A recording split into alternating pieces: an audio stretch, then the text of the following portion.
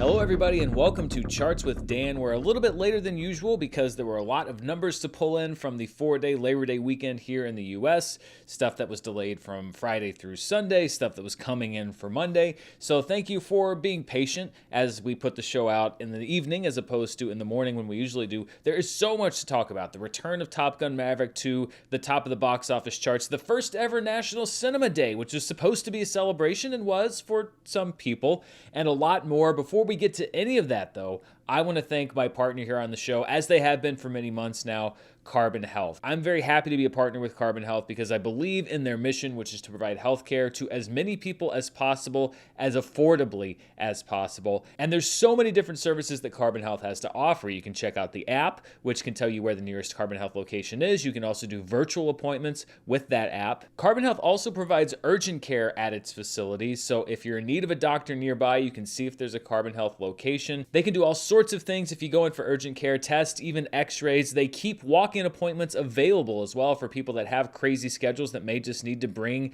themselves or their kids when they have the time to go to the doctor. And if you live in California, you can even use Carbon Health as your primary care provider. Lots of great things that Carbon Health has to offer. I want to thank them as always for being my partner here on the show. And let's look at the box office results for the Labor Day weekend here domestically in the US and Canada. And first, let's look at the top 5 for the 3-day weekend. This is the one that officially goes in the books. And Top Gun Maverick, in its 15th week, returns to the top of the box office charts. It beat out Bullet Train by about $200,000 with a 27.4% increase in business over last weekend, $6,014,128. We're going to break down that performance in just a few moments. Bullet Train is at number 2 with a 3.2% increase in its 5th week, in second place with $5.7 million. Then in third place is Spider-Man No Way Home, which came out with a new, more fun stuff edition. Now, Sony tried to pull a little bit of a dirty trick with this movie because back on Saturday, when National Cinema Day was going on, $3 tickets nationwide, nobody really knew who was going to come out on top. Sony put out projections that said that Spider-Man No Way Home was going to be the number 1 movie over Labor Day weekend. They sent all that out to the trade saying like, yeah, we made like $7 million this weekend. We're the number 1 movie. Well, for the 3-day weekend, they're the number 3 movie, and they're not even that high when you look at the 4-day Labor Day weekend. This is what we talk about when we talk about estimated numbers and why I like to wait until the final numbers. The studios themselves are the ones who put out the estimates, and from time to time, you will see a studio that will try to kind of put their thumb on the scale, take advantage of a news cycle, overestimate what a movie is going to do when the weekend numbers are coming in before the final numbers are available. And then when the final numbers come in, you see how it all shakes out. So you may have seen a story probably on Saturday or maybe even Sunday that this new version of Spider-Man No Way Home was the number 1 movie over Labor Day weekend. That's because Sony estimated that it was going to take in more money than it actually did. So pretty sneaky, Sony, but you can't hold up to the scrutiny of the final numbers. Spider-Man No Way Home at number 3. DC League of Super Pets, a big winner from National Cinema Day weekend with a 21.7% increase. The Invitation falls to number 5. It lost 28.4% over last weekend, but for a second week of a movie, particularly a movie in the horror genre, that's not a very bad tumble. Beast is at number 6 in its 3rd week with just over $4 million. Minions, the recipient of a big boost from National Cinema Day, a 29.5% increase over last weekend in its 10th week of release, a $3.5 million total. At numbers 8 and 9, this actually flip-flopped when the final numbers came in versus the estimates. Thor Love and Thunder in its 9th week has a 1% increase over its business last weekend with a $2.6 million total, 2.673 I should say. And then at number 9, Jaws in IMAX with $2.638 million. So a very close result there for numbers 8 and 9.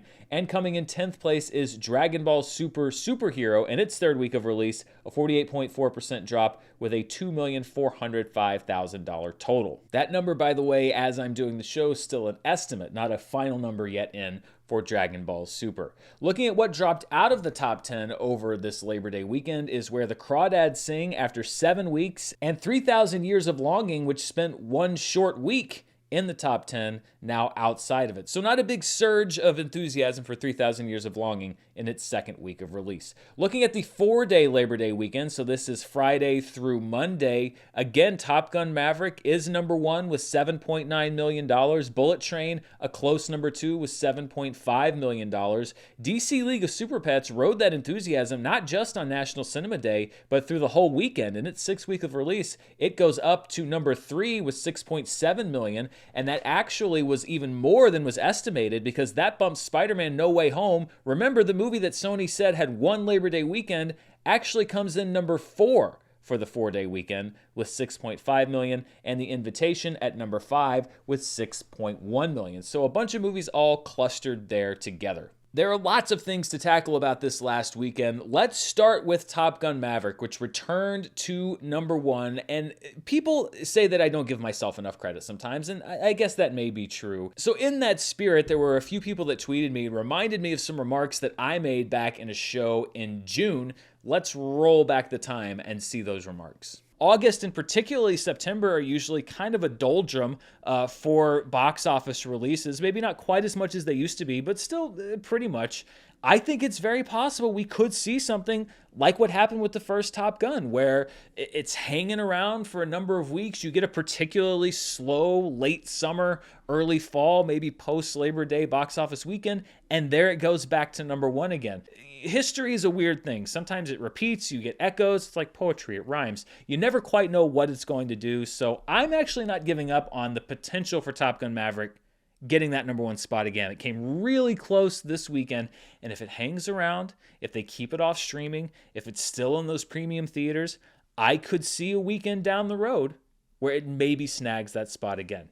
Only time will tell. Well, it turns out that that prediction was mostly right. I said maybe a post-Labor Day weekend, but it ended up happening on Labor Day weekend with an assist from National Cinema Day. But that's just how special this movie, Top Gun Maverick, is. Now, in that same episode, I'm actually going to commend myself and then correct myself. I was talking about movies that regained the number 1 position at the box office after losing it for a certain number of weeks. And I actually had the original Top Gun as having regained the position after 12 weeks. That was incorrect, and I don't know exactly how I got the count wrong, but for movies after 1982 that regained number 1 after multiple weeks, Top Gun 1986 still has the longest gap between when it was number 1 and when it got the position back, but it was actually 14 weeks. It gave up number 1 between June 13th and September 5th of 1986. So it was a 14-week gap between reigns at number 1 for Top Gun. There is now a movie that has the number 2 longest period between when it lost number 1 and when it regained number 1, and that is Top Gun Maverick. It regained number 1 after 12 weeks, gave up the number 1 position between June 11th and September 2nd, actually remarkably similar to what happened with the original movie back in 1986, although there were many more number 1 movies in between. So since the last time Top Gun Maverick was number 1 at the box office, Jurassic World Dominion was number 1 for 2 weeks, Elvis was number 1 for a week, Minions: The Rise of Gru was number 1 for a week, Thor: Love and Thunder was number 1 for 2 weeks, Nope was number 1 for 1 week, DC League of Super Pets was number 1 for 1 week, Bullet Train had the number 1 spot for 2 weeks, Dragon Ball Super Superhero had the number 1 spot for 1 week, The Invitation for 1 week, and now Top Gun Maverick has regained the number 1 spot. And the fact that it was able to duplicate the success and the achievement of the first Top Gun film in a completely different marketplace is absolutely phenomenal. And yes, I know some people say like, well, it wouldn't have done it without National Cinema Day. Well, sure, you can make that assumption or that presumption. I think it actually still would have been, if not number 1, pretty close to number 1 if National Cinema Day hadn't happened. It was just kind of on that trajectory. But this is a very special movie. We've been sitting here talking about it all summer long. What other movie can you think of that would come out on Memorial Day that we're still talking about as a number 1 movie on Labor Day weekend? That is an incredible amount of success. And it's not just at the box office. There have been reports that it's the number 1 biggest digital seller of all time in its first week, available for purchase digitally. People cannot get enough of this movie. And this surge late in its box office run has actually pushed it to number 5 all time on the highest grossing domestic films list. It is now past Black Panther. Black Panther has now been bumped down to number 6.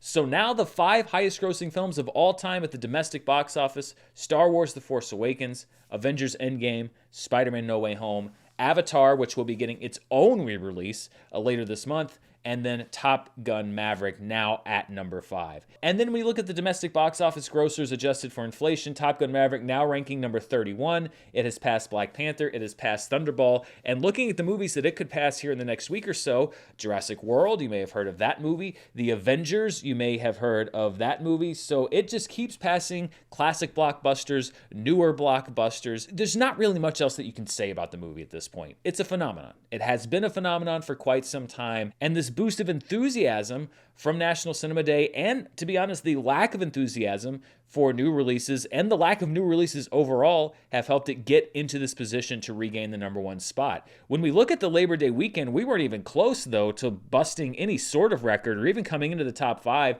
These are the top 5 Labor Day weekend grosses domestically. We set the record. We shattered it last year on this weekend with the release of Shang-Chi and the Legend of the Ten Rings, a $94.6 million debut. Then The Sixth Sense at number 2, which did not debut on Labor Day weekend. That was a holdover release. 2007's version of Halloween was there at number 3. That was a new release. Then Crazy Rich Asians, which was not a new release. That was a holdover with $28.5 million. And Guardians of the Galaxy, which was also not a new release, at $22.9 million.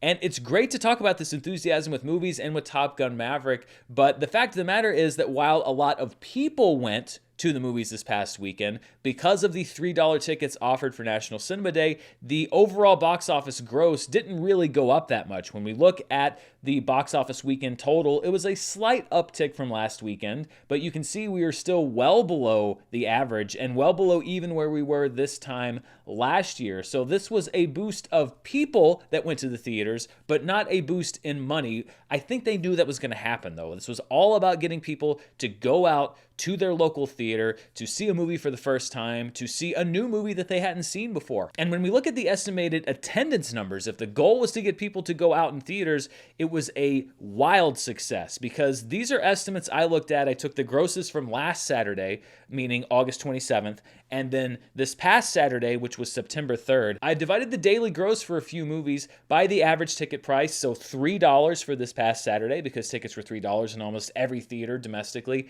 and then an average ticket price of $9.57 for Saturday, August 27th, which is a little higher than what the National Association of Theater Owners says is the average ticket price, but I think is still low compared to what most people are probably paying for a ticket. So these are estimated numbers, but look at the increase in attendance for these movies. So for example, estimated attendance for Saturday, August 27th on Top Gun Maverick was about 217,000 people. For Saturday, September the 3rd, it was 872,000. DC League of Super Pets, Saturday, August 27th, estimated attendance of 195,000 people. On September 3rd, 847,000. Bullet Train saw an increase of about 550,000 people. The Invitation had 420,000 more people on its second Saturday seeing the movie than it did on its first Saturday. Beast had an attendance boost of a little less than 400,000 people. Minions: The Rise of Gru, we really saw a lot of family films getting a big boost. It had about a $475,000 attendance boost on National Cinema Day. So yes, the box office numbers were low, but there were a lot of people that were actually at the theater that were buying concessions. They were cashing in on popcorn and drinks, even though a lot of them cut their prices.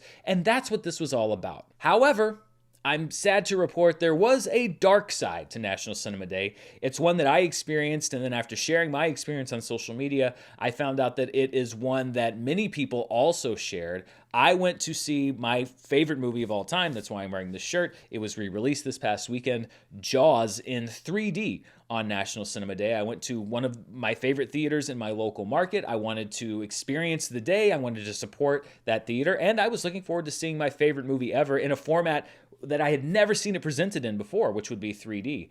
And it was the worst movie-going experience of my life. I actually got up halfway through the movie and left because the audience behavior in this theater was so intolerable. And listen, I know that there are lots of younger moviegoers that love the movies, that go and know how to behave in movies, But this was not the case with the group of teenagers that were in the theater that I was trying to watch Jaws in. There were about 20 or 30 teenagers that were walking in and out of the theater, stomping up and down the stairs, in and out, like come in, sit down for 2 minutes, get up, literally run down the stairs, run back up the stairs, yelling down the aisle at their friends, sitting there. When they were sitting down, they were on their phones, they were taking pictures, they were talking loudly, and they made up probably, I would say, half of the audience. The other half were trying to watch the movie, and they were making their displeasure known. They were shushing, they were telling them to be quiet. The teenagers would yell back at them and tell them to shut up, and it would cause an even bigger scene. Mara got up a couple times and asked somebody to come in and tried to patrol the audience behavior. And so about halfway through, I just got sick of it all and said, I give up. Let's just go. And so we left. That really sucks because this was supposed to be A, celebration of movie going for a lot of people, and B, for me, a celebration of my favorite movie, and it turned into a thoroughly negative experience. And from so many other people that have shared their stories, this seems to have been a common theme in some theaters around the country. There were many people that said that they had gone on National Cinema Day and had great, enthusiastic, respectful audiences, and that's wonderful, but it does seem like there was a very healthy portion of National Cinema Day that did not go as anticipated, and that reminded some people of why they don't go to the movies. For my part, I actually did contact my local theater manager about what happened, and shortly before we came on the air today, I received a response from them. Now, I'm not going to name the theater or the manager because I don't really care to say what theaters I frequent, and also because they didn't clear me to name them in this show, but this was the response that I received from my local theater manager. In part, they said, quote, "Unfortunately, National Cinema Day unexpectedly turned into babysitting day for us at the theater, and I apologize that your experience was far from ideal. Parents left hundreds of unaccompanied teenagers on our doorstep, most of whom had no respect for authority and would not cooperate with simple requests. When asked to leave, they refused. After multiple requests, they would cause a huge scene and or would run/scatter into various auditoriums, spreading the issue. I personally responded to concerns in your showing and countless others, as did all of the managers and several employees working that night. I apologize that we were unable to quiet the groups, but please know that it was not from a lack of effort. Because of the number of disruptive situations happening simultaneously throughout the building, local law enforcement was called to help twice. Unfortunately, we were actually forced to lock up/shut down early." And I can say that I did see that behavior outside in the hallway as we were leaving. Just people running from theater to theater, in and out. I would imagine that most people that went to a showing that day at that theater did not have a good experience. And I sympathize with my local theater manager, but at the same time, there is a posted policy outside of that specific theater that says that nobody under 17 years old is allowed in that theater without parental supervision after 6 p.m., which was when I went to see my movie. So I will say that there was a lack of theater enforcement from the very beginning, because it was obvious that large groups of people under 16 years old were being allowed into the theater without parental supervision. So that lack of enforcement at the beginning of their own policy, probably because they didn't want to have to deal with dozens of, and I saw them, angry teenagers demanding to know why they couldn't be let in, caused many people in that theater to have a negative experience. And this is what needs to be worked out with theaters. Time and time again, when people tell me about the theatrical experience and why they don't go anymore, the number one answer by far is audience behavior. Now, I understand that here you had a situation where you had a large group of young moviegoers that just wouldn't follow the rules, but at the same time, this is an everyday occurrence at theaters around the country. People on their phones, people talking, people causing a disruption, and generally theaters are not enforcing their own policies, and that, as much as anything else, maybe with the exception being the cost of moviegoing, is what is keeping people away from theaters. So if they decide to do a National Cinema Day again, and based on these results, maybe they will, these theaters had better come prepared. I understand this is the first one. They didn't know exactly what was going to happen. But if they want to make this an enjoyable day for everybody, a day of celebration for the movies, which is what it was supposed to be, these theaters are going to have to look at and enforce those policies to make sure that it's not a negative experience, or else it's just counterproductive. And like I said, I am not going to paint all teenagers with a big brush. Just like with the whole Gentle Minions thing, I'm sure a lot of those teenagers, the young people going to see the movies, were dressing up in their suits and watching the movie because it was a fun thing to do with their friends. And then there was a number of them that were causing disruptions in theaters and that caused people to have a negative experience.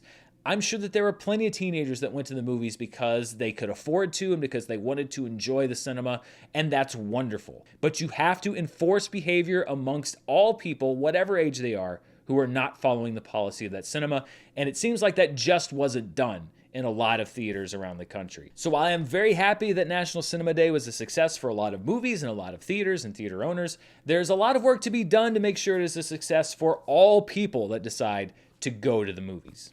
Let's look at a snapshot of what people could actually go see on the first annual National Cinema Day. This is my local market when you look at what movies were available, and you see literally, I think exactly 50% of all showtimes were for 6 films. Spider-Man No Way Home, which had 9% of all available showings, followed by 3,000 Years of Longing, which actually was just behind Spider-Man No Way Home. I think there were a lot of empty theaters showing that movie this weekend here locally. Honk for Jesus Save Your Soul was actually just behind, tied with The Invitation, both with 8% of available showtimes. Then Beast also tied with 8%, and Bullet Train at about 8%. So really, if you look at that top half, Spider-Man No Way Home, 3,000 Years of Longing, Honk for Jesus, The Invitation, Beast, and Bullet Train all had about the same amount of showings available. Overall, this was 293 showtimes across 6 theaters and 72 screens. Then you see that Top Gun Maverick, DC League of Super Pets, Where the Crawdads Sing, and Dragon Ball Super all had a similar amount of showtimes, between 15 and 20. Jaws kind of trailing the pack there, 13 showtimes available on National Cinema Day locally. And then really the biggest pie slice here was the All Others, just kind of a mishmash of different movies. That was 22% of all showtimes. These movies included Thor Love and Thunder, Orphan, First Kill, Gigi and Nate, Minions, Nope, Elvis, Breaking, The Good Boss, and a lot of other movies. That's what it looked like locally for me, but you know me, I'm always trying to kind of get a bigger view of what other people might have been able to get. So I looked at one of the largest film markets in the United States, which is New York City, to see if it differed at all as far as availability from what we had here in my local market.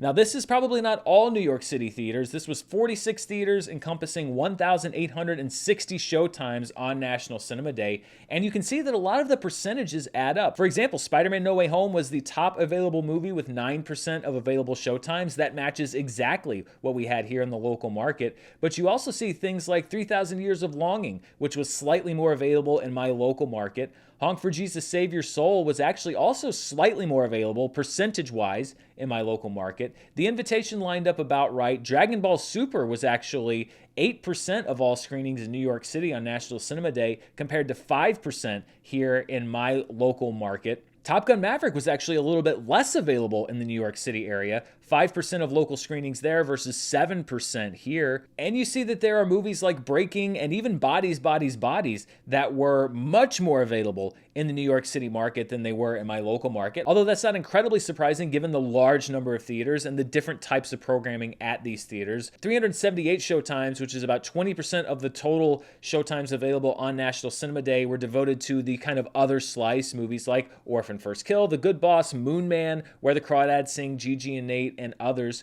compared to 22% here in my local market. So while there were a few movies that were slightly more available or slightly less available in New York City, the vast majority of films were about the same. And it just goes to show you that there's not a huge strategy shift between markets, at least not right now. Of course, right now we also have a very spread out number of movies. We don't have one movie that's dominant, and that's because Hollywood has largely abandoned the last part of August, most of August, honestly, and September. We don't really start picking up until later this month, going into October and November, which is odd. The fact that they basically just completely disregarded 2 whole months out of the movie-going year. I don't really know the reasoning behind that. So that's a wrap-up of National Cinema Day. A lot of ups and downs, but I would say overall they achieved their objectives, kind of. Let's look at the movies that have the top per theater averages for the past weekend. At number 1 is Loving Highsmith, which is a documentary about novelist Patricia Highsmith. She was the author behind the works that were adapted into films like Strangers on a Train and The Talented Mr. Ripley, amongst others. At number 2 is a re-release of the Mike Nichols film Carnal Knowledge in only 2 theaters. That brought in $3,866 per theater. At number 3 is 1982, a film from Lebanon that received some limited release earlier this year. It was back out in 1 theater with a $2,700 total. And then at number 5, the only movie in wide release to make the per theater list was Jaws, with $2,117 per theater in 1,246 theaters. It probably helped that Jaws was available almost exclusively in premium formats, IMAX, Real D, 3D. That probably put it over the top, but I'm also a little bit happy that my favorite movie was in the top 5 per theater average chart for the weekend. When we look at movies that were in limited release, so 1,000 theaters or fewer, Orphan First Kill continues to play well. I still think that Paramount missed a huge opportunity here by doing the day-and-date release method. 529 theaters for $734,691 total. Breaking holds up fairly well in its second week, 909 theaters with a $669,000 total. The Good Boss has an expansion in its third week. It moves from the per theater chart to the overall limited release chart with $115,000 total in 143 theaters. Marcel the Shell with Shoes On might be winding down its theatrical run, but it's still got some life left in it in the limited release box office, $109,000. And then Emily the Criminal in its fourth week, also winding down, sadly, its limited release, another $90,000 total. When we look at the top grossers for 2022 in limited release, Orphan First Kill moves up to number 4 on the chart. That moves Cyrano down to number 5 and Lal Singh Chadha down to number 6. The top 3 remain the same: BTS Permission to Dance, KGF Chapter 2, and Marcel the Shell with Shoes On. And then numbers 7 through 10 are Mrs. Harris Goes to Paris, The Worst Person in the World, Vengeance, and Crimes of the Future. The summer season is officially over at the box office, but that doesn't mean the top 10 movies have stopped moving. As a matter of fact, we have a couple of different adjustments this week. Top Gun Maverick, of course, remains number 1, as does the rest of the top 5. The adjustments we have are all in the numbers 6 through 10. Nope jumps over Lightyear, bumping Lightyear down to number 8. And then Bullet Train knocks out Where the Crawdads Sing. It looks like it will jump over the Black Phone next week to become the 9th highest grossing film of the summer. If there's one thing that National Cinema Day did do, it provided me a faint glimmer of hope that DC League of Super Pets may yet make the top 10 summer movie list, although I really don't think it's got enough gas left in the tank. I think it's going to be the only movie that I picked to be a top 10 movie that's not going to make it. You see here, Bullet Train, by virtue of now being the number 10 movie of the summer, is now my 9th correct prediction as far as which movies would be top 10 hits, although none of them are in the correct order. If Bullet Train can jump up to number 9 next week, then I'll have maybe 1 in the correct order. But other than that, I was very inaccurate as far as where movies would fall, and still very skeptical that DC League of Super Pets is going to give me a perfect season as far as picking specific movies. Let's look outside of the domestic marketplace now to the international marketplace. So these are all markets outside of the United States and Canada that did not have $3 tickets this weekend. Bullet Train was the number 1 movie with $9.8 million, followed by Minions: The Rise of Gru with $8.9 million. Top Gun Maverick goes up to number 3 with $5.8 million, and then 2 films from China, Return to Dust, which actually came out quite some time ago, but it's been a very slow weekend at the Chinese box office as well, and so an older film kind of bubbled back up to the top. And then New Gods Yang Jian at number 5 with a $5.1 million total. So when you combine the domestic box office with the international box office, we get our worldwide numbers. These are still rough estimates. I apologize, I didn't quite have time to crunch these particular numbers. Bullet Train is the number 1 movie in the world yet again with $15.2 million, followed by Minions: The Rise of Gru, Top Gun Maverick at number 3, DC League of Super Pets at number 4, and then Spider-Man: No Way Home returning to the global top 10 with $8.6 million. So this is really driven by a lot of the films that domestic audiences were going to see this past weekend. When we look at the 2022 domestic box office, not really a whole lot of change. The top 5 are the same: Top Gun Maverick, Doctor Strange in the Multiverse of Madness, Jurassic World Dominion, The Batman, and Minions: The Rise of Gru. Thor: Love and Thunder stays at number 6, followed by Sonic the Hedgehog. Elvis jumps up 1 spot to number 8. That bumps Uncharted down 1 spot to number 9. And then Nope has noped Lightyear off of the 2022 domestic box office list. It is now the number 10 movie of the year with $120.7 million. The box office market share overall does not change despite the surge in attendance. Universal still has the top market share for 2022 with 25% of all tickets sold, followed by Paramount at 22%, Disney Fox at 19%, Sony at 14%, Warner Brothers at 13%, and then all other studios sticking at 7%. Looking at the 2022 global box office, Top Gun Maverick now at $1.44 billion over Jurassic World Dominion, which still is attempting to scratch and claw its way to $1 billion. It's now at $996.1 million. Doctor Strange and the Multiverse of Madness at number 3, followed by Minions: The Rise of Gru, The Batman at number 5, Thor: Love and Thunder at 6, The Battle at Lake Changjin 2 at number 7, Moon Man at number 8, Fantastic Beasts: The Secrets of Dumbledore at number 9, and Sonic the Hedgehog 2 at number 10.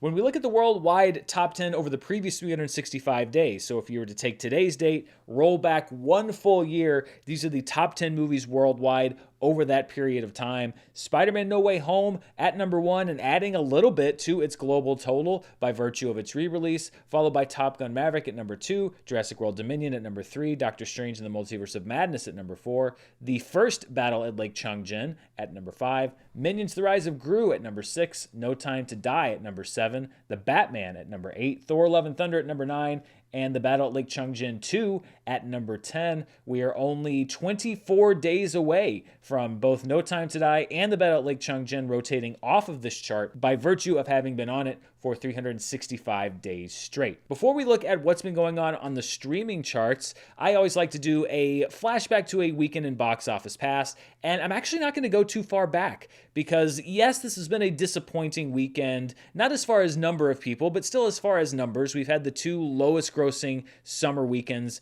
consecutively, but I wanted to do a reminder of just how far we've come. So we're actually only going to go back 2 years to the 35th weekend of the year. Now, it was not Labor Day weekend. It was August 28th through 30th, but we're going back to the year 2020, which is when the countdown to the New Mutants actually reached its conclusion. Number 1 was actually fairly similar to what we had this past weekend. The New Mutants opened to $7 million, followed by Unhinged at $2.6 million. It was in its third week of release. Now, this is interesting because Box Office Mojo has now started listing this separately.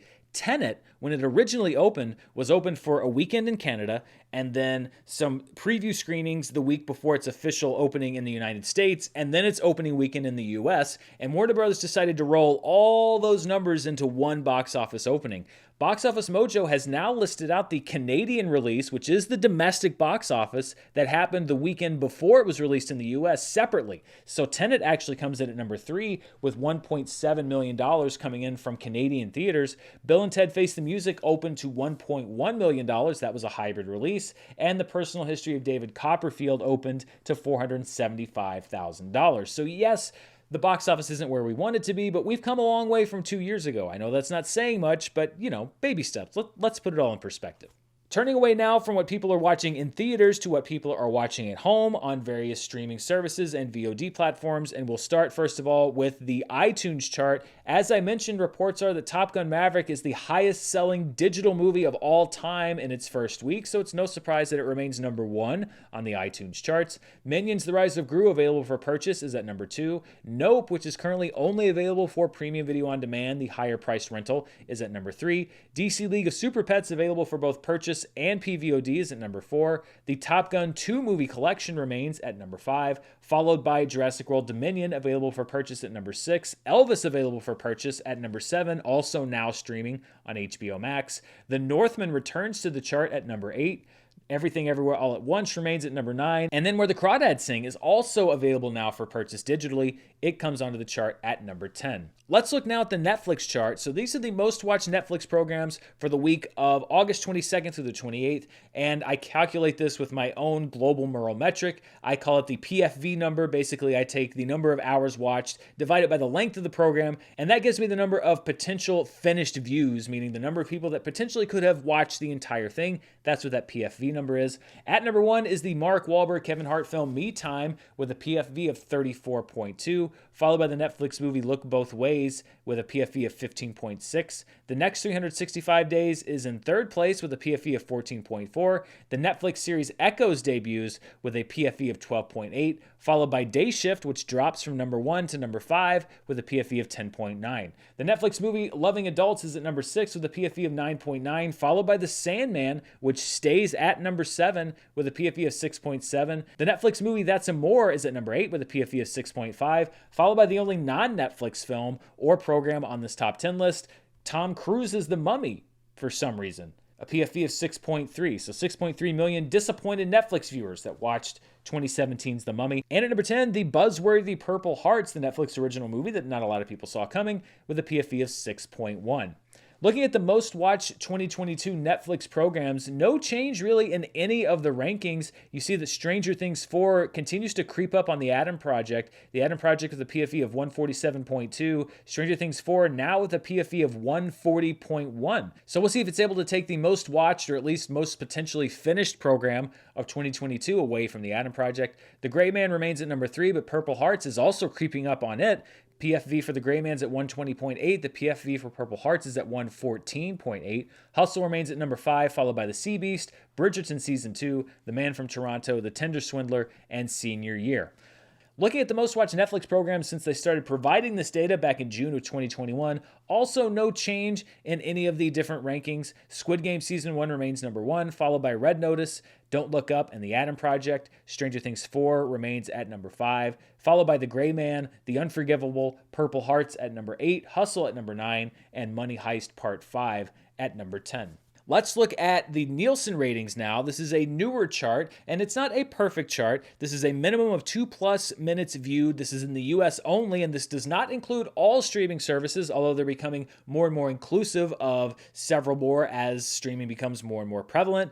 There's also about a month delay, so this is for the week of August 1st through August 7th, which is the week that Lightyear premiered on Disney+, and it was easily number 1 with 21.7 million hours watched total. Uncharted on Netflix made its debut that week, and it was number 2 with 16.9 million hours watched. Purple Hearts at number 3 on Netflix with 13.8 million. And then we see Prey on Hulu with 9.7 million hours watched. Now, these aren't all devices, so you can't make definitive judgments about how many people total watch these movies, but this is very illuminating when you see that the movie on Disney Plus, Lightyear, was able to draw 21.7 million hours watched versus 9.7 million hours for Prey. That just goes to show you how far ahead of the game Disney Plus is with a lot of their movies. And even Uncharted, a movie that had already run its course through theaters, the fact that it was able to bring in almost double what Prey was, again, just goes to show you the saturation for Netflix. So Prey, a movie that I really liked on Hulu, but Hulu not quite at the level to hit with the bigger streaming services just yet. The Gray Man at number 3 with 9.3 million hours watched, followed by Sing 2, and then 4 new movies: The Age of Adeline on Netflix at number 7, Tower Heist on Hulu at number 8, Men in Black 3 on Netflix at number 9, and then at number 10, 13 Lives on Amazon.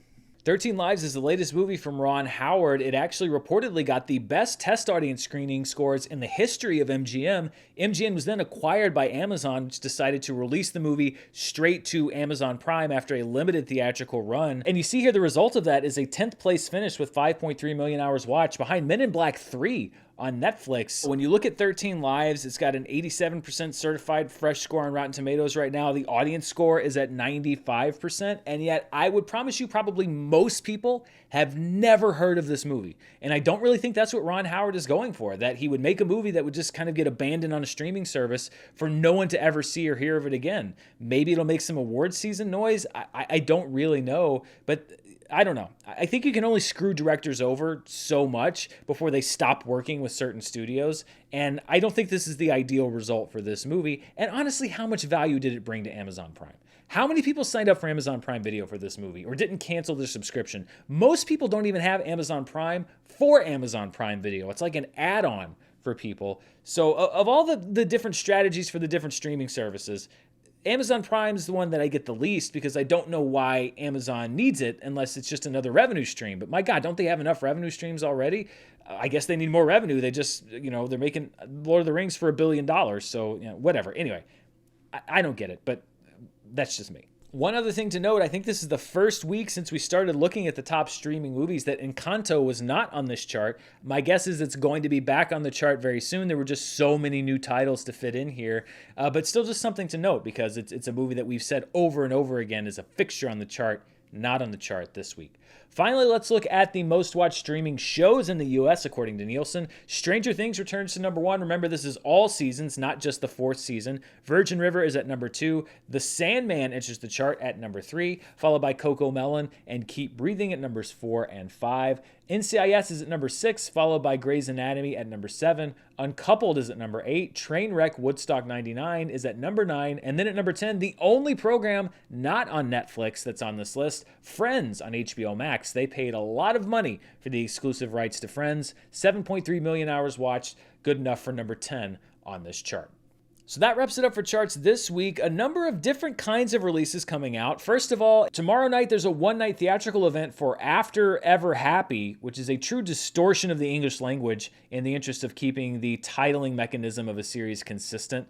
What a dumb title. On Thursday, which is also Disney Plus Day, Robert Zemeckis' remake of Pinocchio, starring Tom Hanks as Geppetto, hits the streaming service. I have seen it. I have a review for it. I will say that the review embargo does not drop until the actual movie drops at midnight Pacific time, which is a perfect time for a review embargo. So take from that what you may. I'm not casting an aspersion either way. I'll just say that I will have a review for Pinocchio that I cannot release literally until the movie is out. Also opening in many theaters nationwide is a horror film that I've heard a lot of buzz about called Barbarian. There's also a big release from India hitting theaters this weekend. It's called Brahmastra Part 1 Shiva, and it is the first film in an Indian cinematic universe called the Ashtraverse. There's a lot of buzz around this movie, potentially a big box office breakout hit both domestically and worldwide. And then in limited release this weekend is a down and dirty little horror movie that played Sundance called Speak No Evil,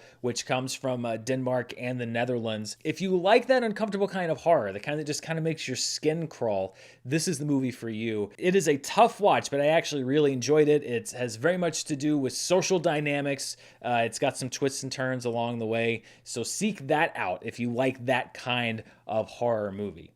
That does it for charts this week. I've got more this week. I've got the Pinocchio review coming out when the movie drops in the middle of the night. I've got more looks at The Lord of the Rings of Power. I've got more looks at She-Hulk, House of the Dragon. There's so much that's airing right now, and I'm kind of trying to figure out my pattern. I'm going to be doing some of them 2 episodes at a time. Some of them I'm going to try to do week to week, but I'm also going on vacation in a couple of weeks, so we're going to have to skip most of them for an entire week coming up. Don't worry, I've got some programming worked out that I'm going to put out. So anyway, it may be a little inconsistent as to when I cover a lot of these shows, but I am going to be talking about them here on the channel.